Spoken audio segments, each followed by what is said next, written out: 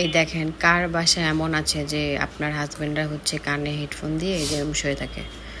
তো এই যে আমি যে কথাগুলো বলতেছি ও কিন্তু কিছুই শুনতেছে না। হ্যাঁ,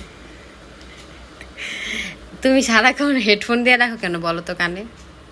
কেন?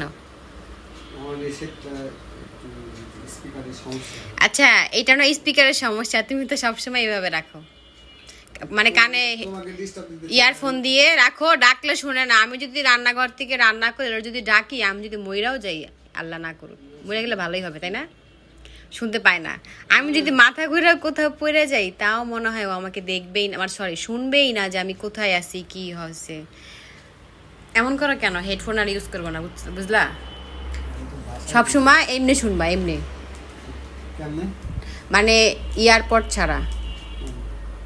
এয়ারপোর্ট ছাড়া এখন আমি বাজতেছে মোবাইল, তোমারটা বাজতেছে, ডিস্টার্ব না।